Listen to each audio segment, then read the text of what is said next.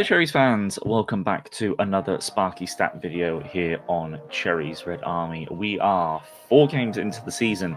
It is the international break and it's the perfect time to have a look back and see if there's anything interesting that I can spot from those first 4 fixtures. I am going to be ignoring our cup game and focusing purely on the 4 Premier League fixtures in this instance. Now, a few of the things I picked out so far. What I'm going to have a look at first and foremost is I've pulled together from SofaScore the player positions from our first 4 fixtures. In this instance, obviously, we've got West Ham at home, Liverpool away, Tottenham at home, and Brentford away. And just be aware that for home fixtures, we're attacking down the page, and for away fixtures, we're attacking up the page.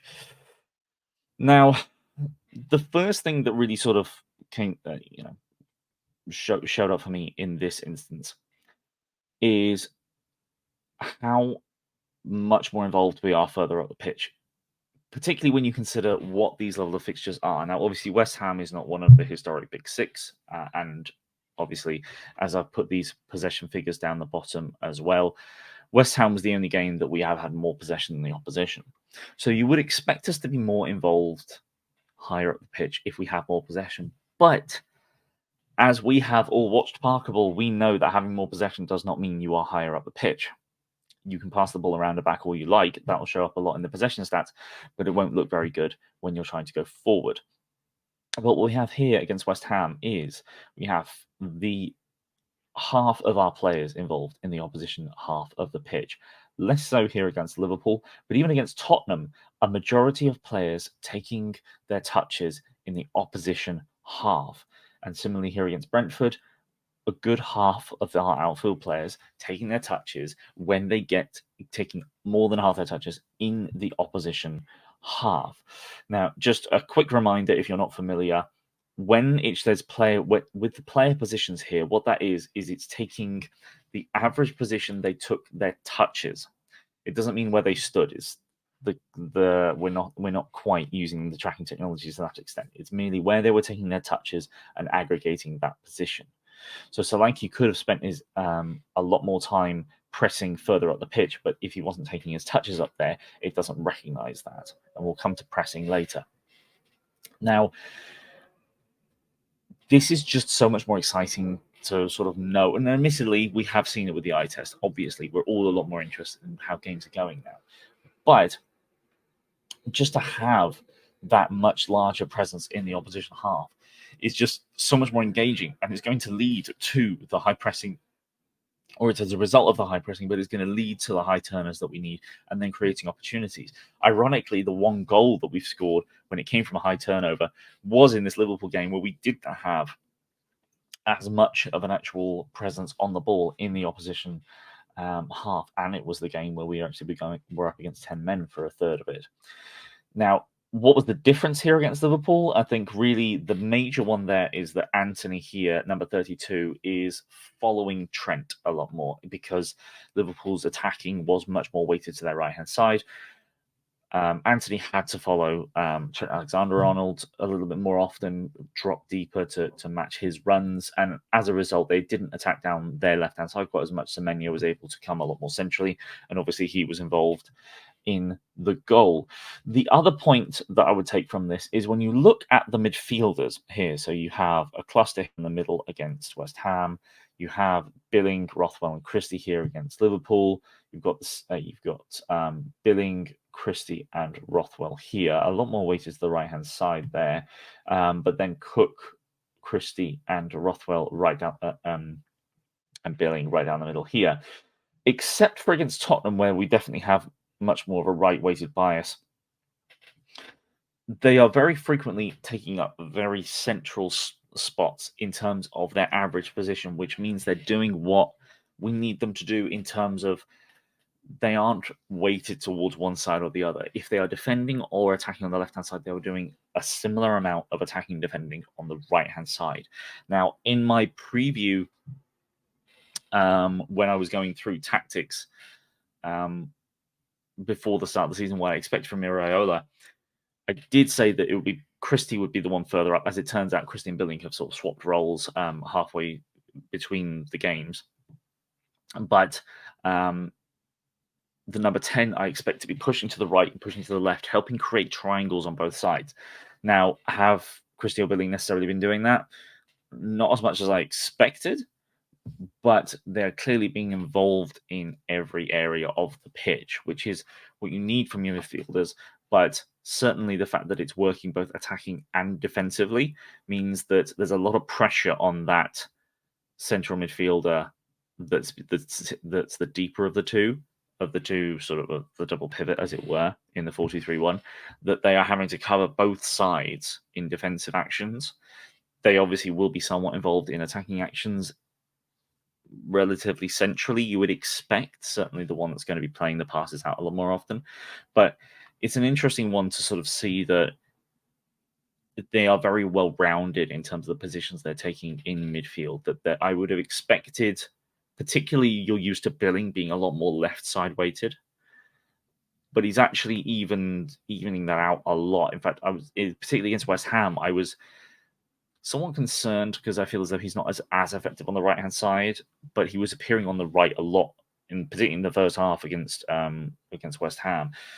Now, obviously, that's evening out somewhat, but it's just something to note. I just found that interesting, the fact that it is such an even spread, except for that Tottenham game. But something else to point out as well, and it's just because it's a topic of conversation, is Dominic Solanke's positioning for me. Now, what I'm picking out here is not massively new. Like, what I'm going to talk about, did Dominic Solanke do last season? Absolutely, but very frequently he was not. What I want to point out specifically here, and let me see if I can just zoom in a little bit more, just to make it easier for you all to see. So across the 4 games that he's played so far, what I want you to do is sort of imagine a line stretching from the penalty box and continuing all the way to the halfway line across both sides. So this central box within the opposition, or the central lane, I would probably say, in the opposition half, you'll notice how much more involved Dominic Solanke is on the ball in that central area. Now, there's been a lot of conversation about how effective Dom Solanke is, the fact that we need a backup because we really aren't as certain about Kiefer Moore's ability to provide the goals that he did even last season, let alone the season before. But we know that Dominic Solanke is going to be very effective in Iraola's pressing system. He runs all day.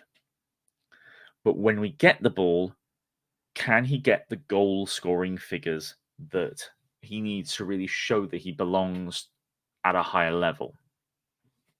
Now, obviously, we don't want to lose him, but the more effective your striker is, the better you're going to do as a team.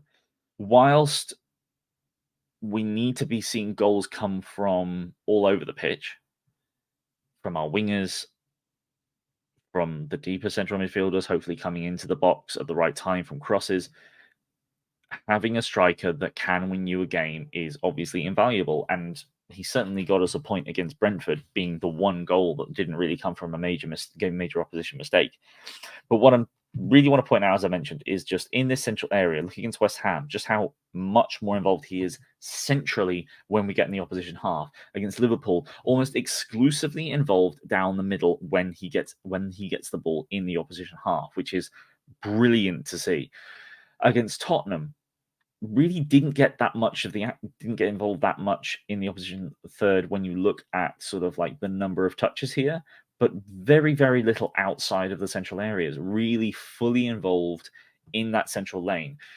Now, against Brentford, it's interesting that he wasn't so much. These larger amount of touches in the wide areas would be something that I'd need to sort of watch the game back again, if that was possible, to sort of see why he was so much more involved out wide.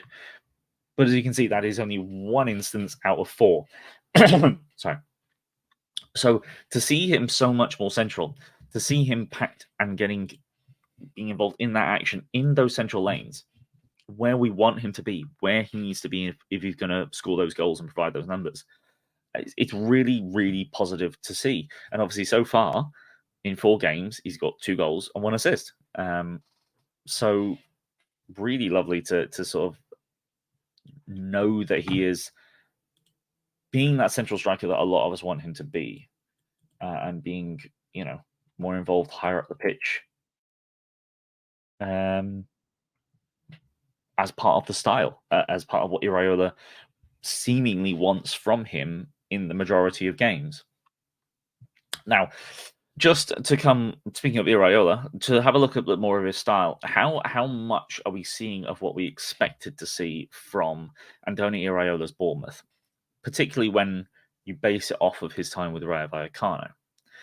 Now, what I've got here is the Opta's website for their free information that they provide, based on Premier League, and they also do that for the other top 5 leagues and other sports, in fact. But what we've got here is a sort of a plot of directness or playing style, certainly.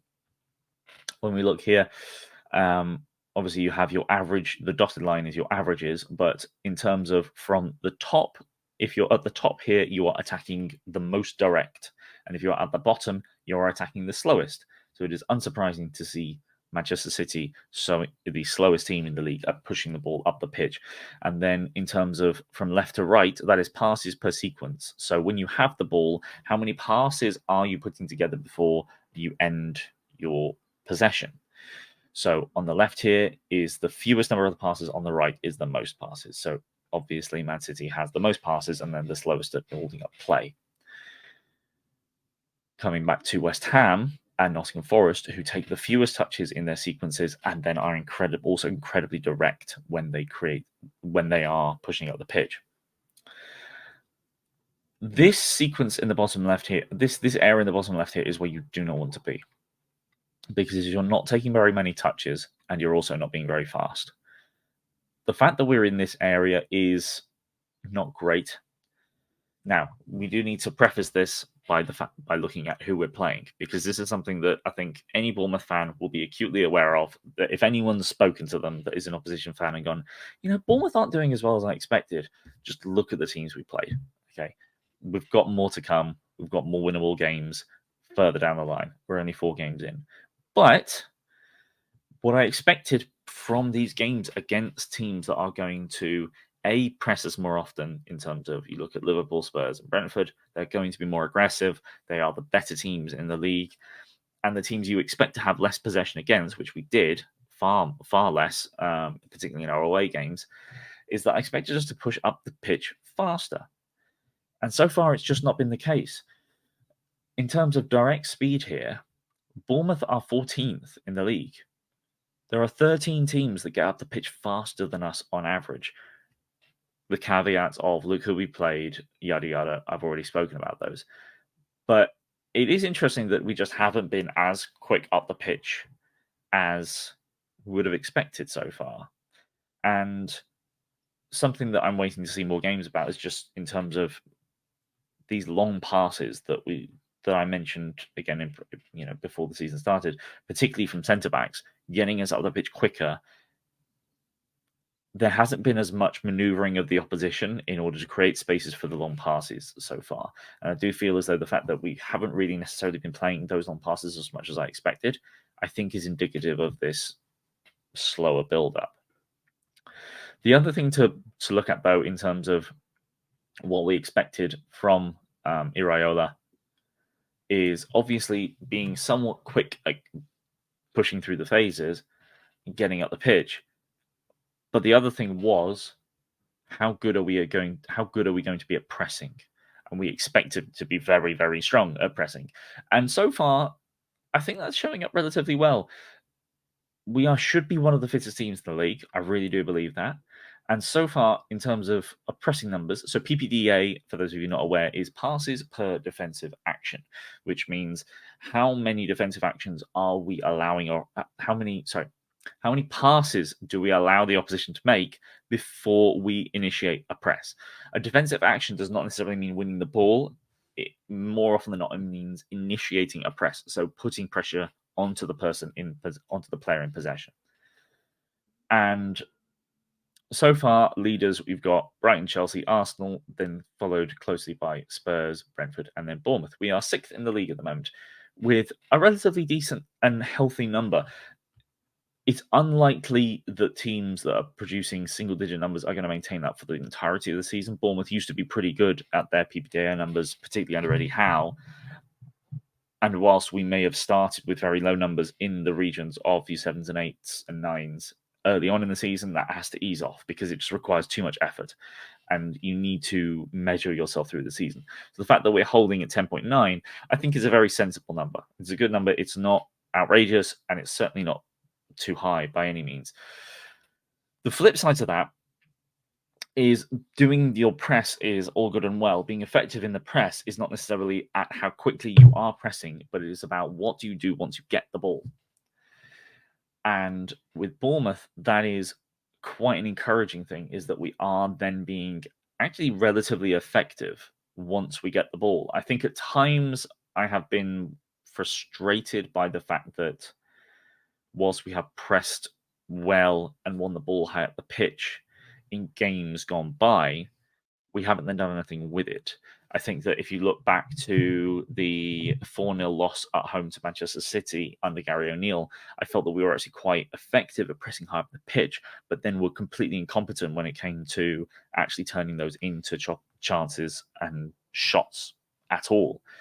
So what we've got here with Bournemouth is that we have produced 35 high turnovers, which is slightly more middling in terms of it's 1, 2, 3, 4, 5, 6, 7, 8, 9th in the table, so it's a little bit more middling. However, in terms of shot ending high turnovers, so when we have won the ball in the opposition third, are we able to turn those into opportunities? And the best metric for that is going to be shots. Now, are they on target shots? Not necessarily, but actually creating a chance. And we are tied for second in that regard. Nice and high with a number of 9. Now, Brighton lead the way in this. They're the model for that, understandably. But obviously, one of those shots was actually a goal, which was the Antoine Semenyo goal against Liverpool, which was produced from a high turnover, which was great to see. So it's all good and well pressing. Can you then create opportunities and can you create goals from that pressing? And so far, I would say it has been as advertised. We have pressed well. We have created opportunities and shots from that pressing, and we have even scored from one of those presses. Admittedly, we did go on to lose that game, but it's all about progression in the style. It's all about showing that you can do it, being able to then continue that against teams that we would expect to get more points from.